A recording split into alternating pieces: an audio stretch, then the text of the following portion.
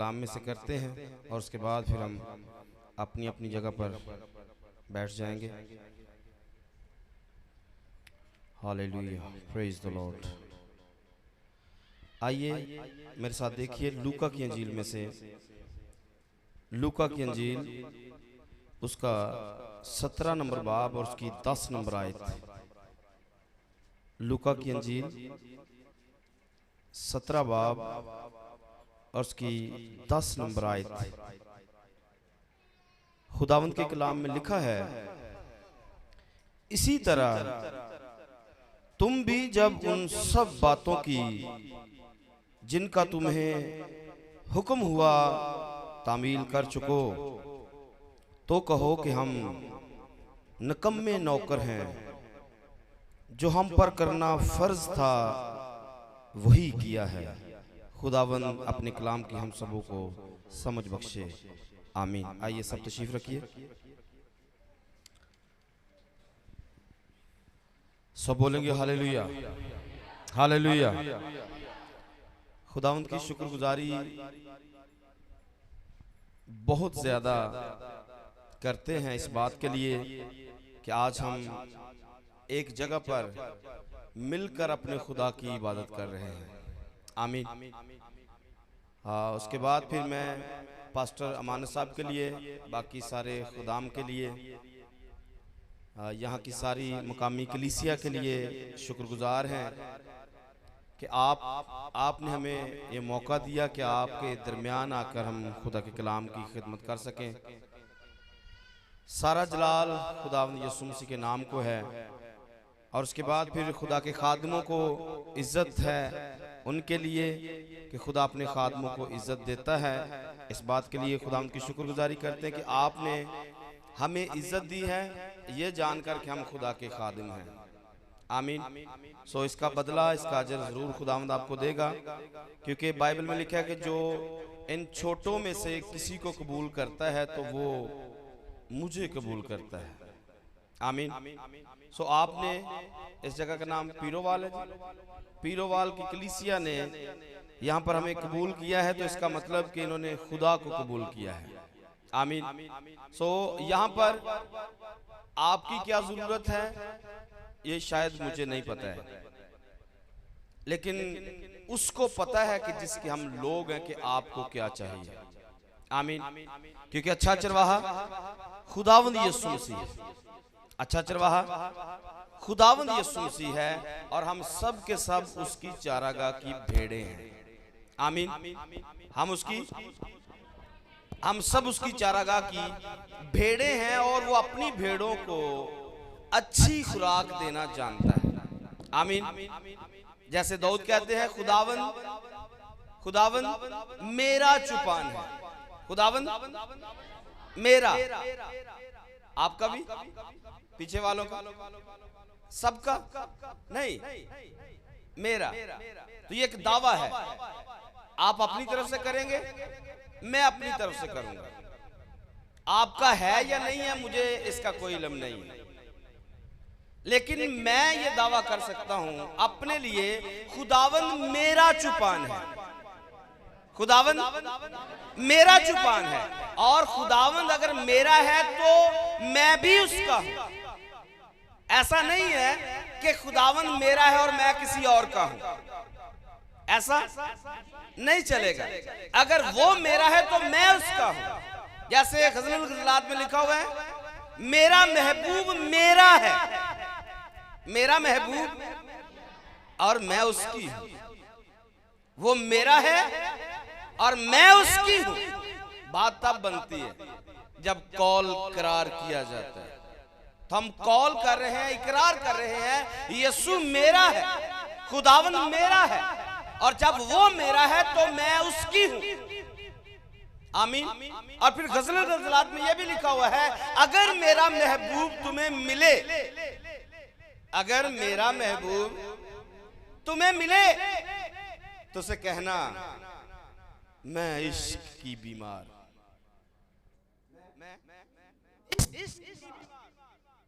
मेरा महबूब मिले तो उसे बताना है। आपका महबूब, मेरा महबूब हमारे दरमियान में हमारा महबूब यीशु मसीह जो मुजस्सम कलाम है, आज कलाम की सूरत में हमारे दरमियान मौजूद है। आमीन। हम उसके लिए यहाँ पर मौजूद हैं, किसी इंसान के लिए नहीं। हम अपने खुदा के लिए, उसके मुंह के अल्फाज सुनने के लिए यहाँ पर मौजूद हैं। आमीन। सो इस बात के लिए खुदा की शुक्रगुजारी आप सबों के लिए भी, अपने लिए भी, खुदा के लिए भी, सारी बातों के लिए, क्योंकि लिखा है कि सारी चीजें मिलकर भलाई पैदा करती हैं।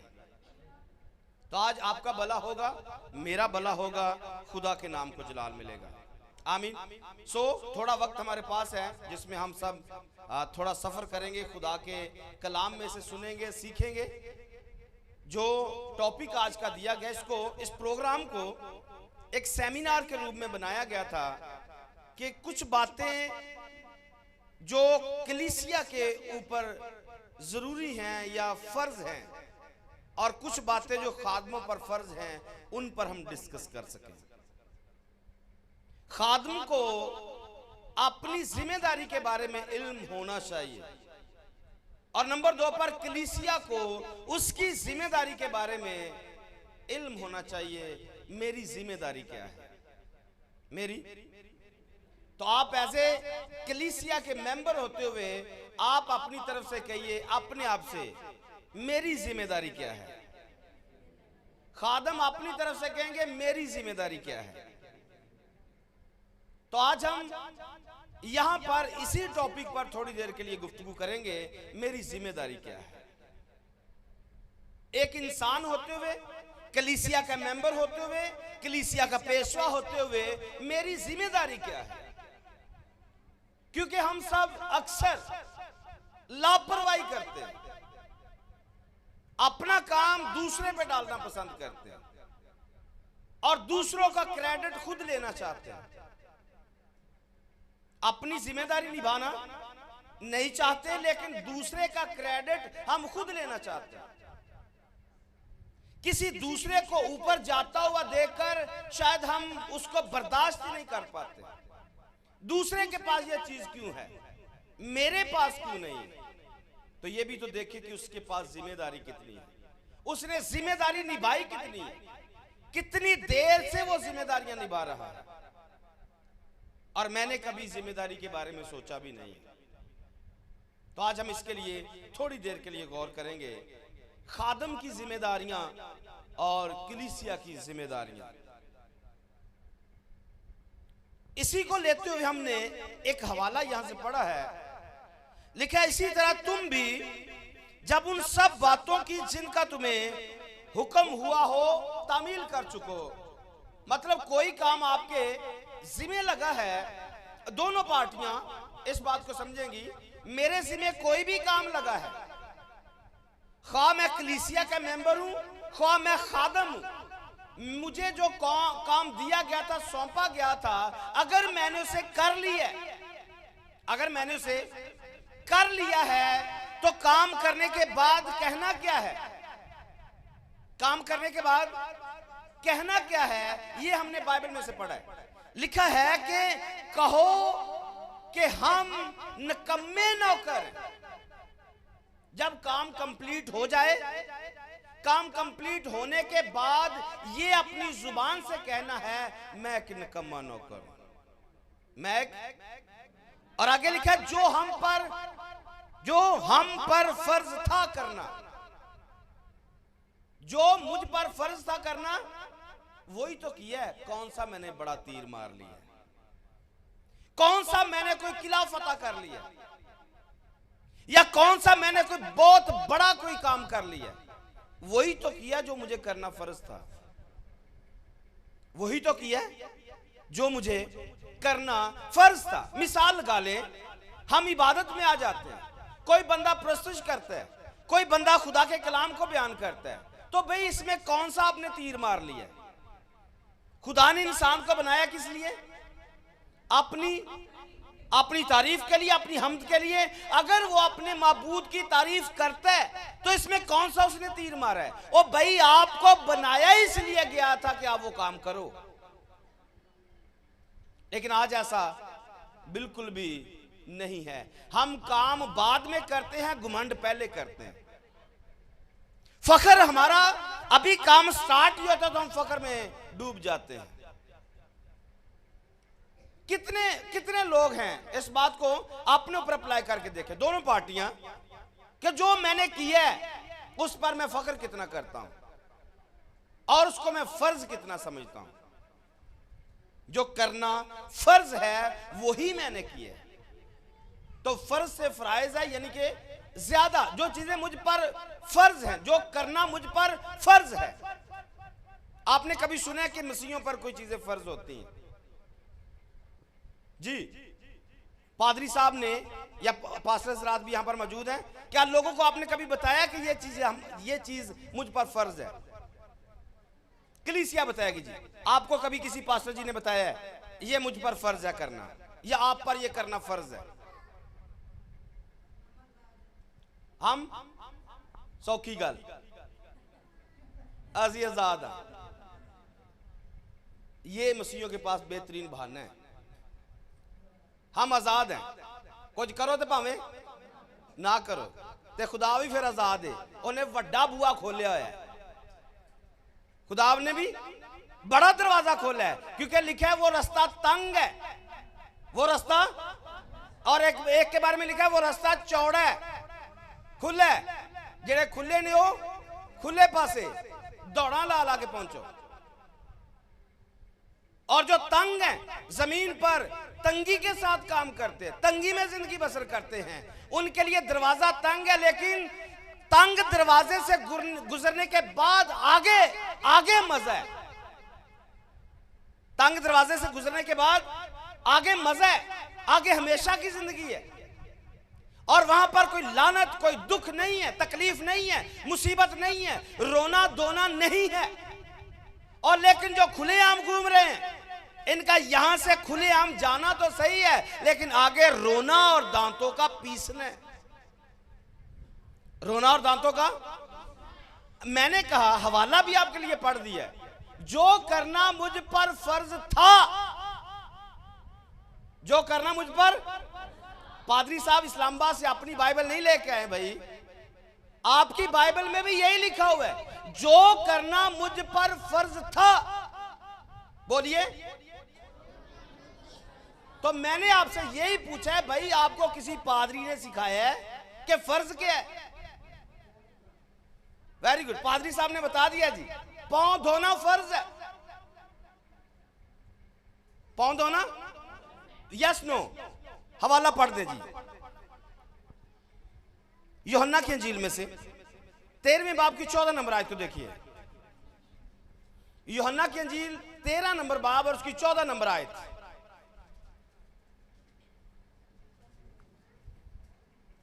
जल्दी से, हवाले थोड़े ज्यादा पढ़ने पड़ेंगे। 5 बजे हम पैगाम को क्लोज कर देंगे, लेकिन 5 के अंदर अंदर आपको जो हवाले बताए जाएंगे आपने पढ़ने, क्योंकि बातें ज्यादा हैं, टाइम थोड़ा है। ज्यादा टाइम में, थोड़े टाइम में ज्यादा बातें हमने करनी है। तो जो हवाला अनाउंस किया जाए, कोशिश करें मोबाइल से जल्दी जल्दी निकाल लें।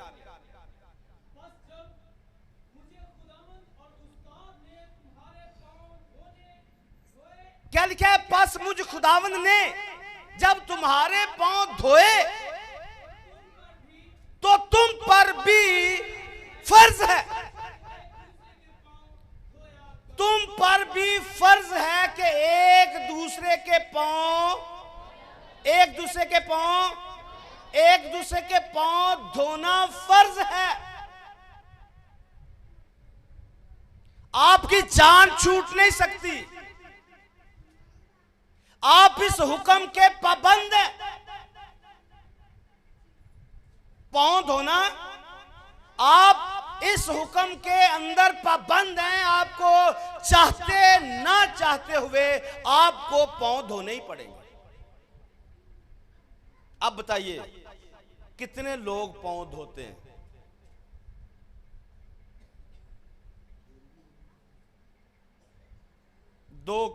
तीन हाथ खड़े हुए हैं जी, बाकी सारे किधर? ये खादम की रिस्पॉन्सिबिलिटी है, ये खादम पर फर्ज है, ये खादमों पर आज के बाद अगर आपके खादम इशाए रुबानी दें, आपके पाँव ना धोएं, आप कहो भाई अपनी रोटी अपने घर ही रख, असी घरों जाके खा लांगे। अपनी रोटी अपने कोल ही रख, असी घरों जाके खा लांगे, तो दुकान तो जूस का डब्बा लेके भी पी लांगे। अगर वो काम जो यीशु ने फर्ज करार किया है आप वो करते ही नहीं हो। इशाए रुबानी लेने से पहले आपके पांव धोना नहायत जरूरी है। और ये मैं नहीं कह रहा हूं, ये हमारे उस्ताद जी कह रहे, खुदावंद यीशु मसीह के मुंह से ये हुक्म निकला है, अरशाद हुआ है। किसी नबी के थ्रू नहीं आया है, किसी रसूल के थ्रू नहीं आया है, मुझ खुदावंद ने तुम्हारे पांव धोए हैं। और पांव धोने का मतलब होता है अगर किसी ने बपतिस्मा लिया हुआ है, अगर किसी ने, और पूरे महीने में उसकी चाल टेढ़ी हो जाती है, गलती कर लेता है, गुनाह हो जाता है, तो जब वो पांव धो लेता है वो दोबारा नए सिरे से फिर पैदा हो जाता है, या फिर वो नया का नया हो जाता है। उसको बार बार बपतिस्मा लेने की जरूरत नहीं पड़ती है। यीशु मसीह से पतरस ने यीशु से जब कहा मुझे सारा ही नहला दे, तो तब उसने क्या कहा, जो पांव धो चुका उसे नहाने की जरूरत, क्योंकि पांव धोने से आप दोबारा से अपने अंदर वही फीलिंग ले लेते हो जो आपने बपतिस्मा के वक्त ली थी। आपको याद आ जाता है मैं बपतिस्मा याफ्ता हूं, मैं तौबा याफ्ता हूं, मैं खुदा का बंदा हूं, मैं खुदा की बंदी हूं, और आप फिर से दोबारा से एक दफा के लिए फिर से नए हो जाते हैं। और नए होने के बाद अपने पांव की गंदगी के साथ साथ दिल की गंदगी उतारने के बाद आप यीशु के बदन को खाएं और उसके लहू को पिएं। और ये करना हम पर, ये करना हम पर। और जब आप किसी के पांव धो लें तो फिर क्या कोई एडा बड़ा तीर नहीं मारे, ये करना तो फर्ज था, ये करना तो जो फर्ज है भाई वही किया, जो करना फर्ज था वही किया। एक और हवाला पढ़ लेते हैं अमाल की किताब में से। अमाल की किताब 5 नंबर बाब है और उसकी 29 नंबर आयत।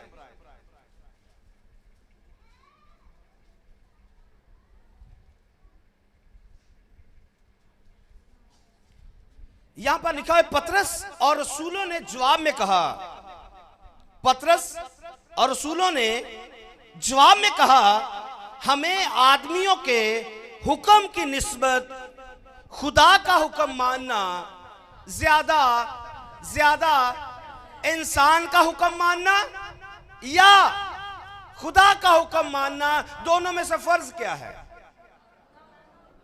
ज्यादा फर्ज, ज्यादा फर्ज लिखा हुआ है। बंदों का भी हुक्म मानना है, ऐसा नहीं इसमें लिखा कि बंदों का मानना नहीं है। लेकिन जब बंदा और खुदा दोनों आ जाते हैं, जब बंदा और खुदा, तो फिर बंदा पीछे रह जाता है, खुदा आगे निकल जाता है।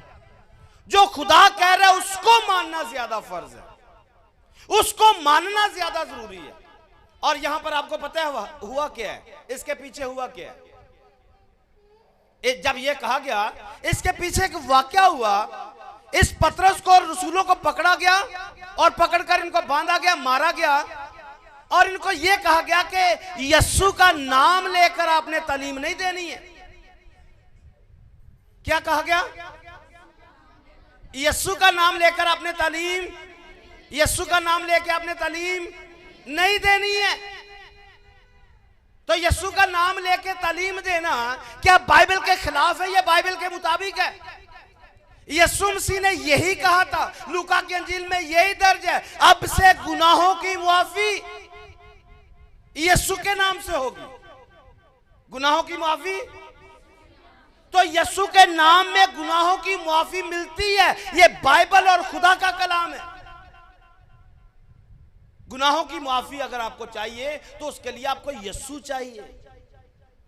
गीत गाते हैं यीशु चाहिए मुझे, लेकिन यीशु नाम नहीं चाहिए। यहां पर आकर प्रॉब्लम हो जाती है, यहां पर थोड़ा हम ऊपर नीचे हो जाते हैं, यहां फिर बंदे आगे आ जाते हैं और यीशु पीछे चला जाता है। यीशु का नाम लेकर, इसके पीछे वाली आप 28 नंबर आयत को पढ़ लें तो इसमें यही कुछ लिखा हुआ है, यीशु का नाम लेकर तालीम नहीं देनी है। तो यीशु नाम से लोगों को प्रॉब्लम है। यीशु नाम को लेने में निजात है, और इस निजात को लेना आपका और मेरा हक बनता है। इस निजात को लेना मेरा और आपका हक बनता है, और ये बताना आप सबों को ये पादरी का हक बनता है कि निजात यीशु नाम में है, उसको कबूल करने में है। क्योंकि आसमान से ये नाम उतारा गया ताकि जो भी इस नाम को लेगा वो निजात पाएगा। आसमान के तले, जमीन के ऊपर कोई दूसरा नाम है ही नहीं जो आपको निजात दे सकता है। आप आमीन कह सकते हैं? आप खुश नसीब लोग हैं कि आप यीशु मसीह के मानने वाले हैं और उस नाम को अपनी जिंदगी के अंदर लेने वाले हैं।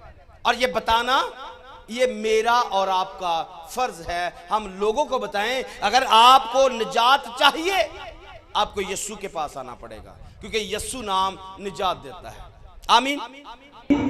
एक और चीज देखिए, इफिसियों के खात्मे से इफिसियों 6 नंबर बाब निकालिए और उसकी 19 नंबर आए। यहां पर लिखा हुआ है, और मेरे लिए भी ताकि बोलने के वक्त मुझे कलाम करने की तौफीक हो, बोलने के वक्त मुझे कलाम करने की तौफीक हो। और आगे लिखा है, जिससे मैं खुशखबरी के भेद को दिलेरी से जाहिर करूं।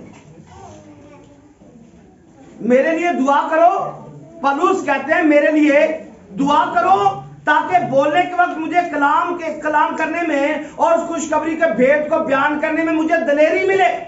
और आगे लिखता है, जिसके लिए जंजीर से जकड़ा हुआ एलची हूं और उसको बड़ी दिलेरी से बयान करूं, जैसा बयान करना मुझ पर फर्ज है। जैसा बयान करना मुझ पर फर्ज है। तो बाइबल कैसे सुनानी है? जैसे पौलुस ने सुनाई है, जैसे रसूलों ने सुनाई है, जैसे नबियों ने सुनाई है, जैसे खुदा के लोगों ने कलाम सुनाया, दिलेरी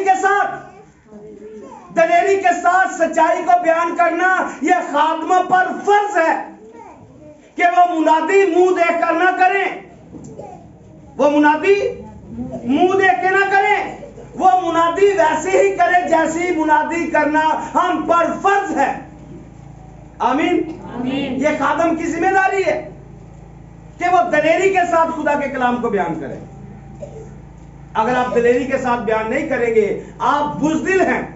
आप बोलिए, अगर खादम दिलेरी के साथ सच्चाई बयान नहीं करता तो वो एक बुज़दिल है, और बुज़दिल खुदा की बादशाही के वारिस नहीं होंगे। बुज़दिल खुदा की बादशाही के वारिस नहीं होंगे। खुदा को दलेर आदमी चाहिए, वो दलेरी से खुदा के कलाम को, खुशखबरी के भेद को लोगों तक पहुंचा सके। और खुशखबरी क्या है?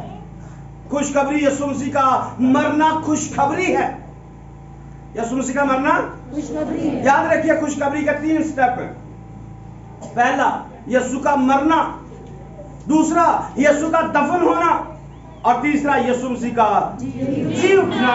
ये तीनों मिलाकर ही आप खुशखबरी को कबूल करते या उसकी मुनादी करते। आप ये नहीं कह सकते कि यीशु सिर्फ जिंदा हुआ है, यही खुशखबरी है। और भाई यीशु का मरना खुशी की खबर है। यीशु का मरना, अगर वो मरेगा नहीं वो जिंदा कैसे होगा? वो मरेगा तो जिंदा होगा, और अगर वो मरेगा तो उसे दफन भी होना पड़ेगा। तो मैं आप सबसे ये कहना चाहता हूं, अगर आप इस खुशखबरी को कबूल करते हैं तो कबूल करने के भी 3 ही स्टेप हैं।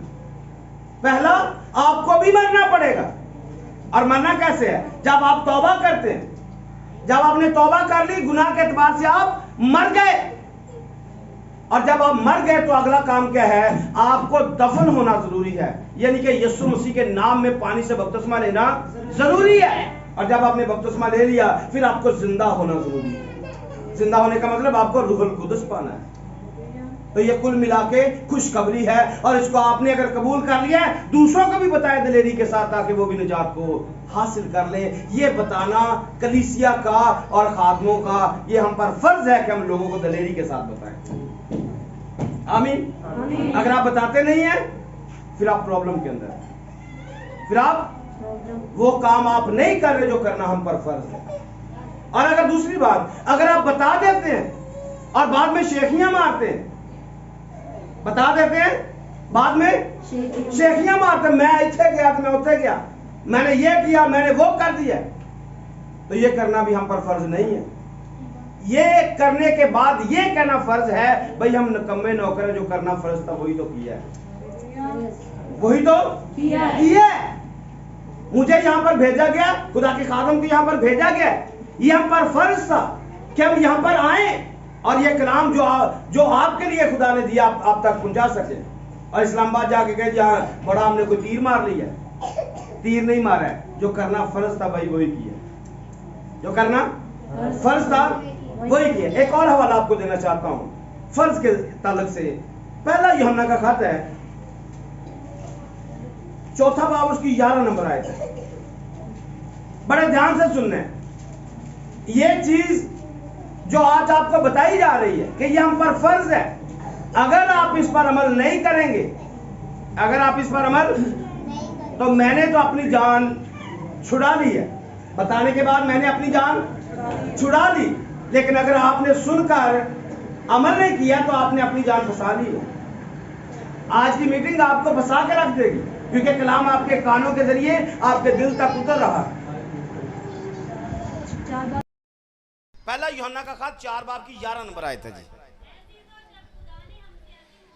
क्या लिखा जी? ऐ अजीजो, खुदा मुझे और आपको अजीज समझकर यह मैसेज आप तक पहुंचा रहा है। ऐ अजीजो, जब खुदा ने हमसे ऐसी मोहब्बत की, कैसी?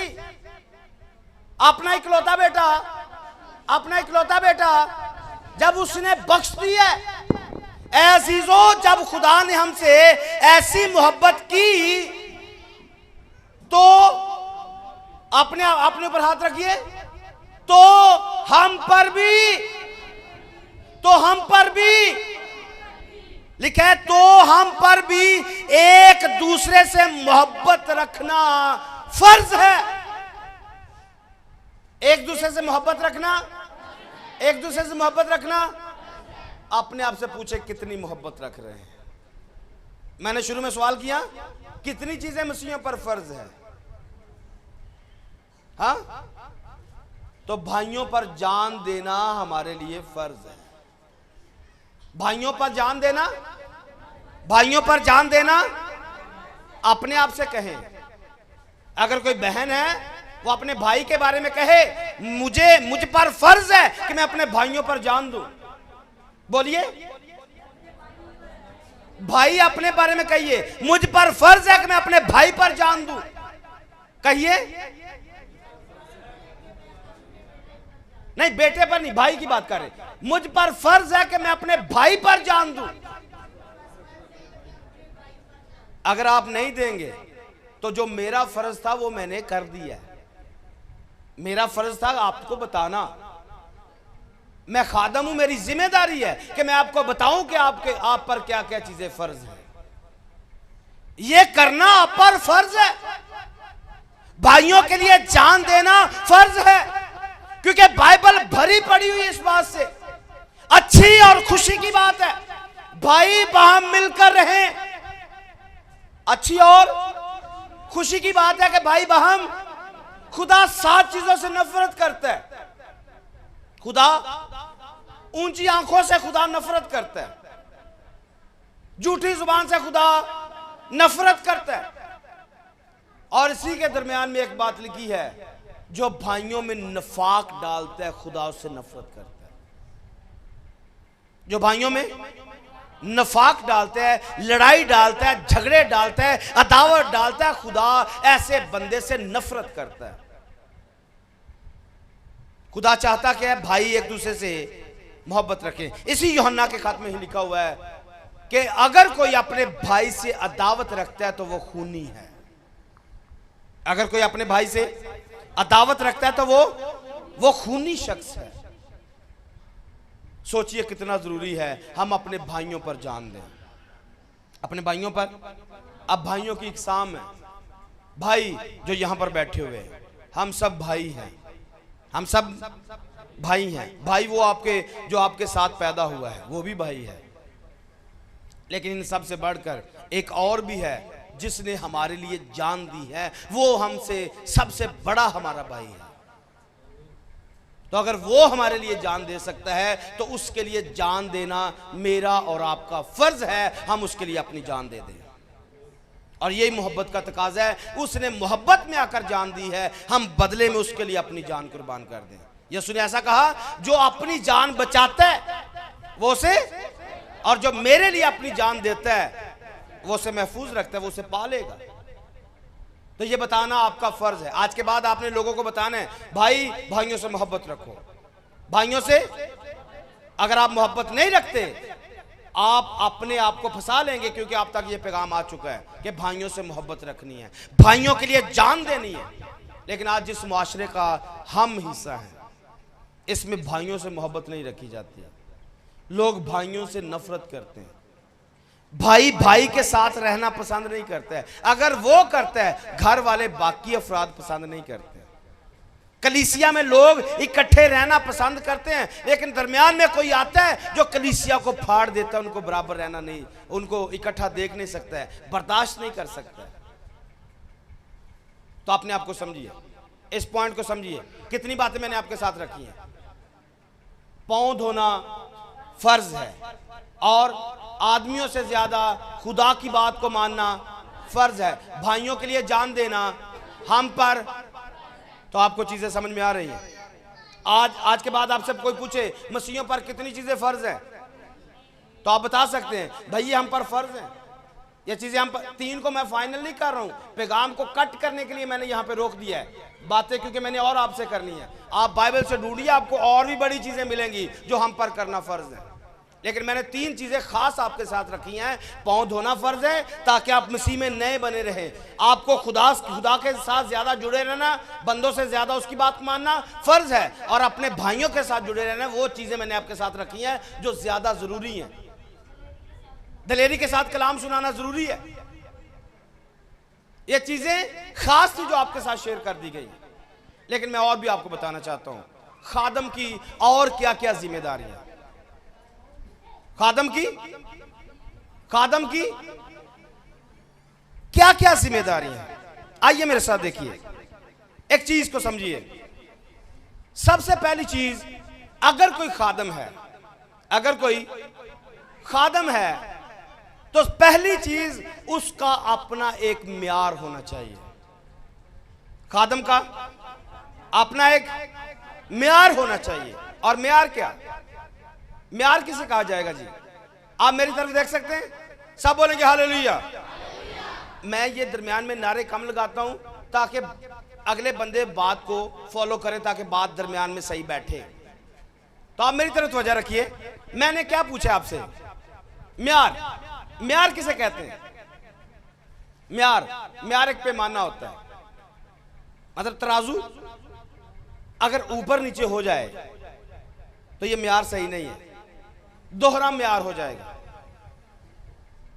अभी आज की जो मीटिंग चल रही है, ये मुझे इस्लामाबाद में बताया गया था कि 3 बजे स्टार्ट हो जाएगी।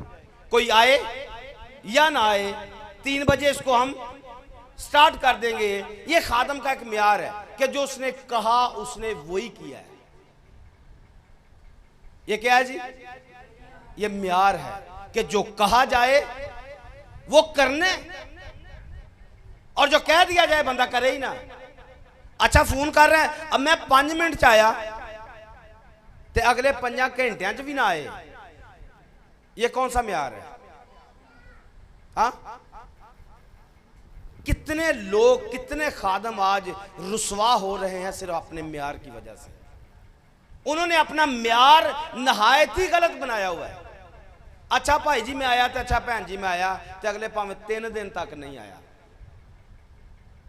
खादम को सबसे पहले अपना म्यार सेट करना है।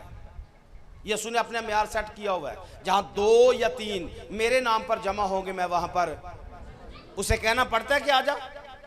आप उसके नाम पे इकट्ठे तो होकर देखिए, वो खुद ब खुद मौजूद हो जाता है, क्योंकि उसका एक म्यार है। उसने अपने लोगों से मोहब्बत की है।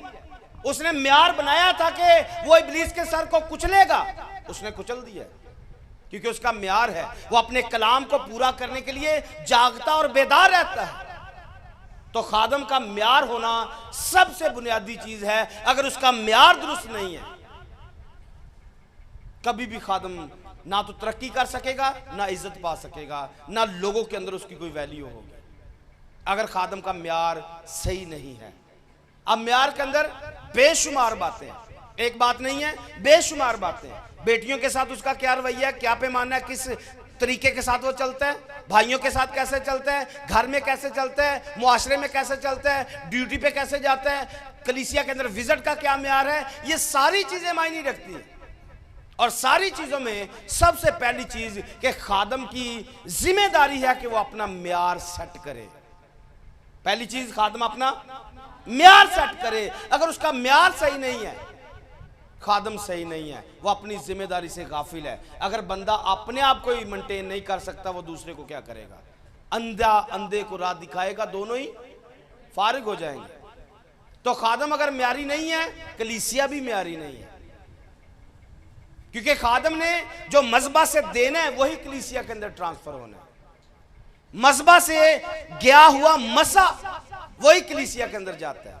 याद रखिए, आज जो आप पैगाम सुन रहे हैं, मैं ये दावे के साथ कहना चाहूंगा, कई दिनों तक मेरा मसा आपके साथ रहेगा। आप मुझे अपने साथ फील करते रहेंगे।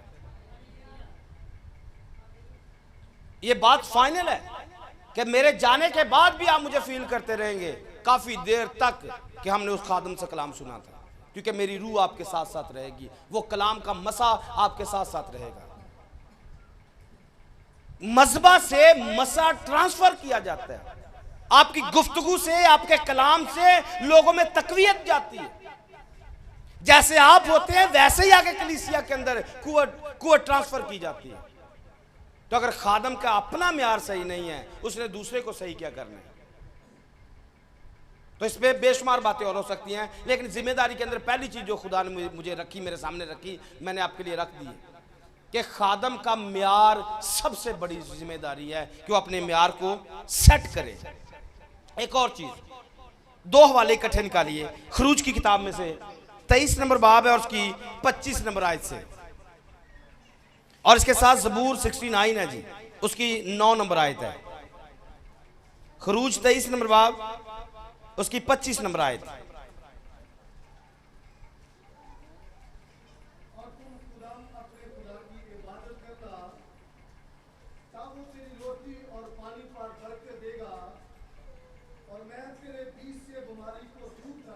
जी क्या लिखा है जी? तुम खुदावंद अपने खुदा की इबादत करना, और साथ में लिखा है तब वो तेरी रोटी और पानी पर बरकत देगा और मैं तेरे बीच से बीमारी को दूर कर दूंगा। दूसरा वाला भी पढ़िए जरा, इसमें क्या लिखा है? 69 ज़बूर और उसकी 9 नंबर आयत लिखा है, क्योंकि तेरे घर की गैरत मुझे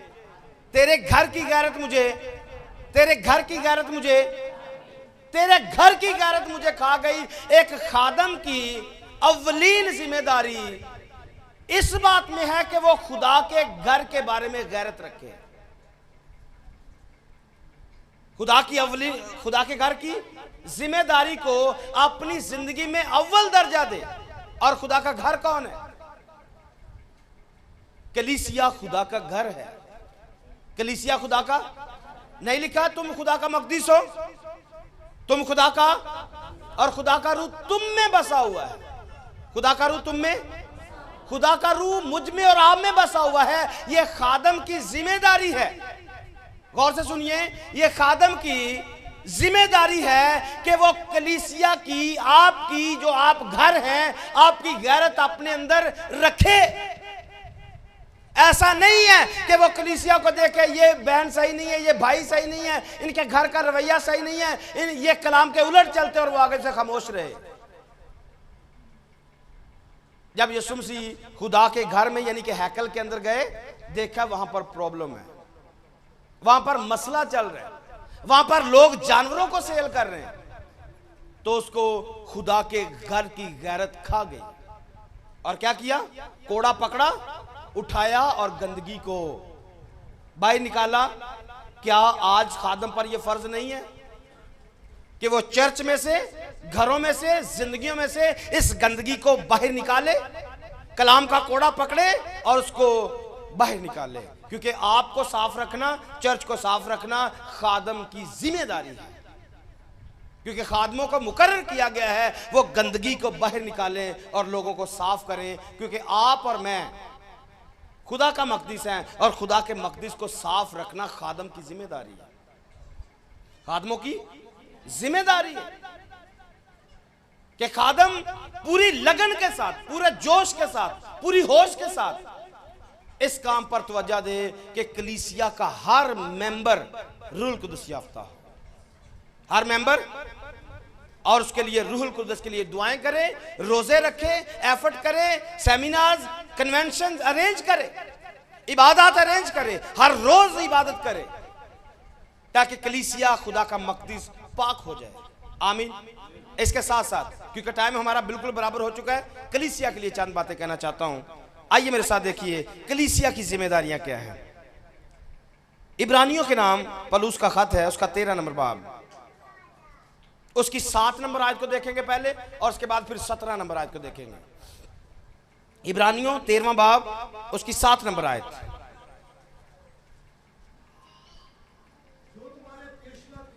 जो तुम्हारे पेशवा थे जिन्होंने खुदा का कलाम सुनाया, उन्हें क्या करना है? कलीसिया की जिम्मेदारी क्या है?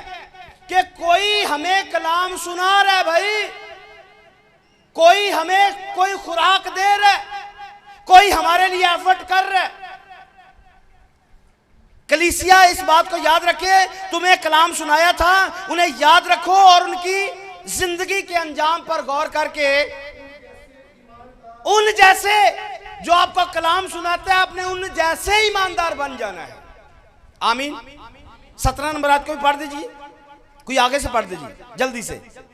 अपने पेशवाओं के फर्मा बरदार और ताबे रहो।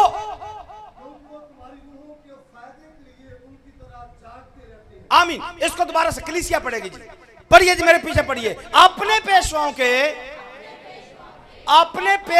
के फर्मा बरदार और ताबे रहो।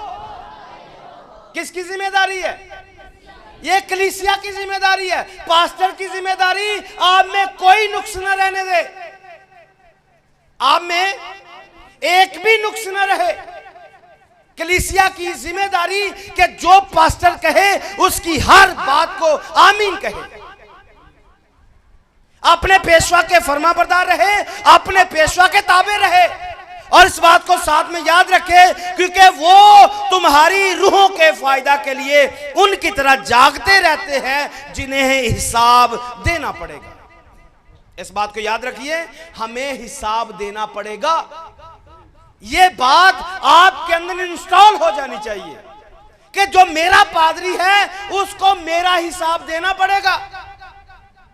वो मेरे लिए जागता है, मेरे लिए रोता है, मेरे लिए दुआ करता है, मेरे लिए रोजे रखता है, मेरे लिए स्टडी करता है, मेरे लिए इंतजामात करता है, हर अच्छी से अच्छी खुराक मुझे मुहैया करता है। कितना जरूरी है आप अपने पेशवा किताबें रहें।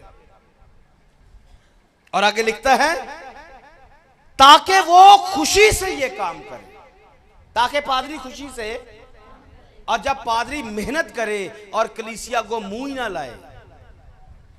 हाँ, पास्टर दिन रात मेहनत करता रहे, दुआएं करे, रोजे रखे, आपके लिए अरेंज करे, खादमों को दूर से बुलाए और कलीसिया टस से मसी ना हो।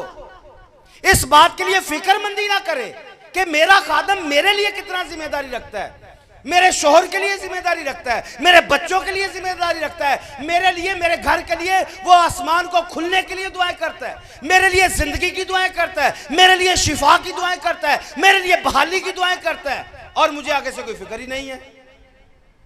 हाँ? एक खादम आपके लिए दिन रात जागे और कलीसिया के लिए मेहनत करे, और आगे लिखे खुशी से ये काम करे, ना के रंज से।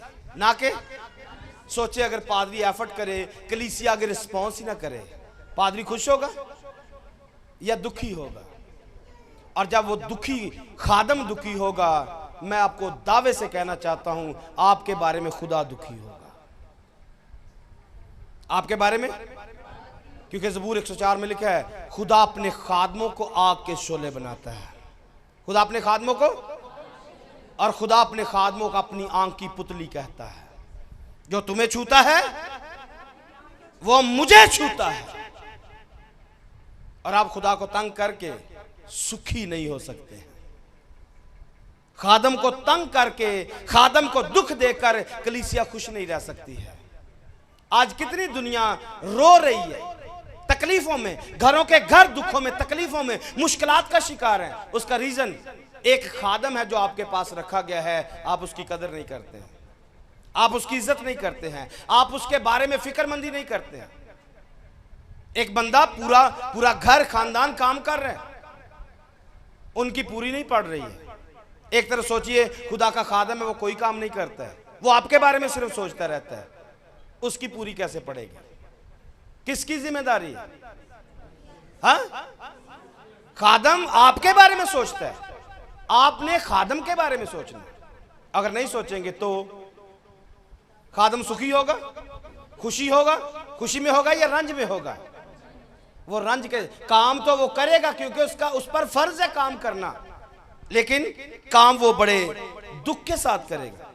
2 हवाले एंड में पढ़ेंगे और उसके बाद बंद करेंगे। दूसरा तीमुथियुस का खत निकालने 2 बाब की 6 नंबर आयत है। दूसरा तीमुथियुस का खत 2 नंबर बाब और उसकी 6 नंबर आयत, और इसके साथ निकालना है पहला करंथियों का खत 9वां बाब। उसकी आयत में बाद में बताऊंगा, यहां से पढ़िए। दूसरा करंथियों का खत 2 बाब और उसकी 6 नंबर आयत में लिखा है, जो किसान मेहनत करता है, जो किसान, आप यहां पर गांव में रहने वाले, आपको पता है किसान किसे कहते हैं? हाँ, जो खेती बाड़ी करते हैं, जो गंदम बोते हैं या बाकी सारी फसलें उगाते हैं, कितनी मेहनत करनी पड़ती है। गंदम बाहर आती है, इसके लिए कितनी एफर्ट करनी पड़ती है।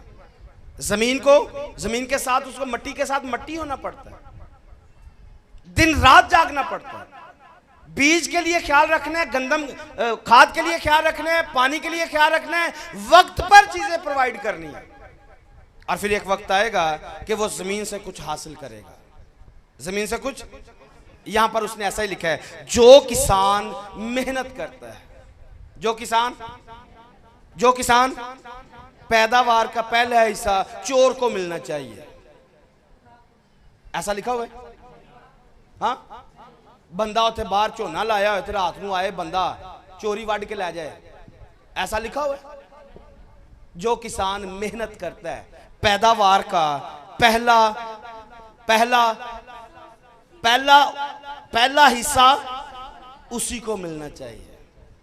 जो आप पर मेहनत करता है, आपकी कमाई का पहला हिस्सा उसे मिलना चाहिए। उसे, मैं गलत कह रहा हूं, सही कह रहा हूं? अगर आप पर ये आपको समझ में आ गया, आप अमल नहीं करेंगे तो मेरी जान छूट गई है भाई, क्योंकि मैंने बता दिया, मैंने आपको आगाह कर दिया है। अगर आप चाहते हैं कि आपका खादम भी खुश रहे, आपकी जिंदगियों में खुशियां आए, आप तरक्की करें, बाप बरकत हो, तो आप पर फर्ज है कि अपनी मेहनत का, जैसे किसान को मेहनत का पहला हिस्सा मिलता है, खादम को आपकी आमदनी का हिस्सा मिलना चाहिए, ताकि वो आपके लिए और खुशी के साथ काम कर सके, और मेहनत के साथ काम कर सके, यहां पर और कन्वेंशन का अरेंज कर सके, यहां पर सेमिनार्स का अरेंज कर सके, यहां पर और भी बड़े बड़े काम कर सके, ताकि आप और बाबरकत हो जाए। आमीन। सो आखिरी हवाला पहला करंथियों 9 बाब, 9वां बाब और उसकी 7 नंबर आयत लिखा है, कौन सा सिपाही कभी अपनी गिरास से खाकर जंग करता है? कौन सा सिपाही अपनी गिरास से, मतलब रोटी नाल बन के खाते हैं? हम इस्लामाबाद से हैं, रोटी नाल लियांदी है, कहां से खाएंगे? जहां पर आए हैं रोटी यहां से मिलेगी। लिखा है, कौन सा सिपाही कभी अपनी गिरास से खाकर जंग करता है? कौन पाकिस्तान लगाकर उसका फल नहीं खाता? कौन पाकिस्तान लगाकर उसका फल नहीं खाता? या कोई गल्ला चराकर उसके गले का दूध नहीं पीता? भेड़ा रखियां होन, हाँ, तो दूध बंदा पीवे ही ना, या मज्जा घर रखिया हो तो दुध बंदा पीवे ही ना, ऐसा हो सकता है? घर दा लवेरा है, बाल मोटे ताजे क्यों ना होंगे, दुध दही घर दा है। जब आपके इतनी समझ आप ये रखते हैं कि आपकी भैंसें आपके घर में, आपकी बकरियां आपके घर में, भेड़ें आपके घर में, तो दूध आप पी सकते हैं। आप जब चाहे भेड़ बेच सकते हैं, जब चाहे गाय बेच सकते हैं, उससे फायदा ले सकते हैं। क्या खादम फायदा नहीं ले सकते? आपके लिए पढ़ देना चाहता हूं। क्या मैं ये बातें इंसानी क्या से कहता हूं कि मुआफी कहता हूं? क्या तौरेत में भी ये नहीं लिखा? चुनाचे मूसा की तौरेत में लिखा है कि दाई में चलते हुए बैल का मुंह, दाई में चलते हुए बैल का मुंह, दाई मतलब दाया सज्जा नहीं, दाई दाई पुराने जमाने में, हमारी माँ बैठी हुई पुराने जमाने में जब अनाज को वो निकालते थे, आज तो मशीन के साथ निकालते गंदम को, पहले जानवरों के पांव के नीचे रखकर उसे लताड़ते थे दाने निकालने के लिए, वो उसको दाई कहते थे। दाई में चलते हुए बैल का मुंह, क्योंकि वो आपकी खुराक के लिए गंदम निकाल रहे हैं। तो बैल आपका फायदा कर रहे हैं, आपने बैल को खाने देना है, क्योंकि वो ताकतवर होगा तो आपके लिए गंदम निकालेगा। तो दाई में चलते हुए बैल का मुंह ना बांधना, क्या खुदा बैलों की फिक्र करता है? और आगे लिखा है या खास हमारे वास्ते ये फरमाता है। हाँ, ये हमारे वास्ते लिखा है क्योंकि मुनासिब है कि जोतने वाला उम्मीद पर जोते और दाएं में चलने वाला हिस्सा पाने की उम्मीद पर दाएं चलाए। पर जब हमने तुम्हारे लिए रूहानी चीजें बोई तो क्या ये कोई बड़ी बात है कि तुम्हारी जिस्मानी चीजों की फसल काटे? आप पादरी के वसीला से कलाम सुनते हैं, आप पादरी के वसीला से बरकत पाते हैं, आप पादरी के वसीला से शिफा पाते हैं, आप पादरी के वसीला से निकाह करवाते हैं या बाकी सारे काम करते हैं, आपके जोड़े बनते हैं, आपकी जिंदगियां सफल होती हैं, रूहानी फायदे ही फायदे आप खादम के वसीला से लेते हैं। क्या खादम पर यह फर्ज नहीं है कि आपकी जिस्मानी चीजों में हिस्सा ले सके? यह फर्ज है, यह जरूरी है कि जैसे खादम आपके लिए फिक्रमंद रहता है, आप खुदा के खादम के लिए फिक्रमंद रहें। और आखिरी बात वही जो तलावत में पढ़ी कि जब आप ये करो, खादम आपके लिए मेहनत करे, तो वो ये ना कहे कि मैं बड़ा तीर मारे, वो ये कहे मुझ पर फर्ज है कि ये भेड़ें मेरे हवाले की गई हैं, मैंने इनके लिए खुराक का बंदोबस्त करना है। और आप जब ये काम करें, शुक्रगुजारियां दें, हदिये दें, नजराने दें, दायकियां दें, तो ये मत कहें कि मैं कोई बड़ा तीर मारे, पादरी दा घर मेरी वजह तो चल रहे हैं।